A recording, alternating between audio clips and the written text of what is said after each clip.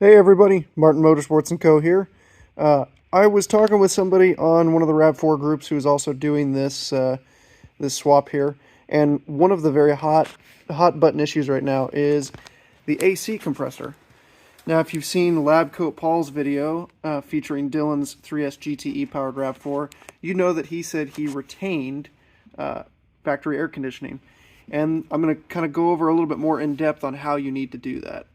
So first off, your RAV4 AC compressor is going to have 4 bolts. You have 2 on the bottom here, one over there in the corner, and one over in this corner here. This one goes through the Caldina factory alternator belt tensioner bracket. I don't have my bolt in, so my pulley moves around like that.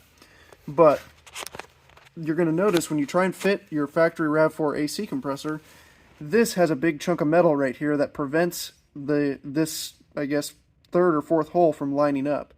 So what you're going to have to do is you're going to have to take your grinder and cutoff wheel there and lop about this much material off of it.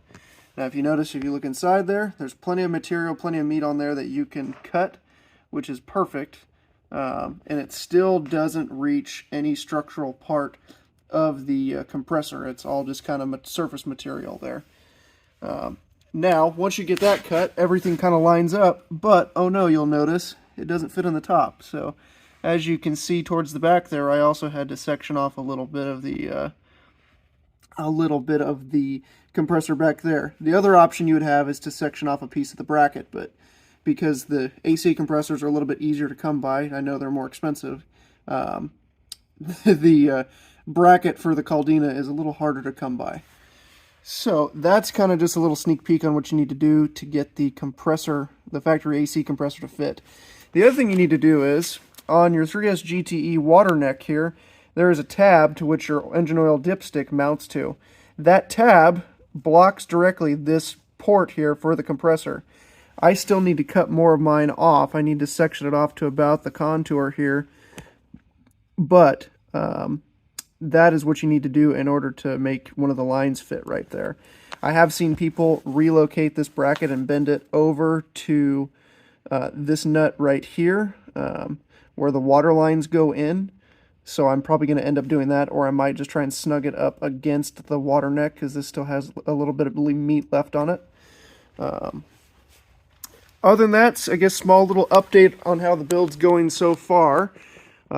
It's still sitting up on jack stands. I did, you can see my ugly hole where the shifter cables are mounting. The turbo is on for good. I did the hose from hell. All the accessories are on. Like I said, I got to find a bolt that'll replace the alternator tensioning one because I cannot find that for whatever reason. I need to swap out the Caldina power steering pump and fit the RAV4 pump. And we got the flywheel on as well. So we're getting pretty close to getting this thing together. I'm hoping to have the engine and transmission mated together and back in our cradle there. We'll see how that goes. And the only other thing I've accomplished is we got new rear springs and new shocks in the back of the RAV. Factory ones had 245,000 on it. I have some slim fans actually from another project car that I'm going to try and fit into this and see if I can use those. If not, I'll just buy some off of eBay. Yeah, we are looking good so far. I appreciate the support and all the help. Thank you.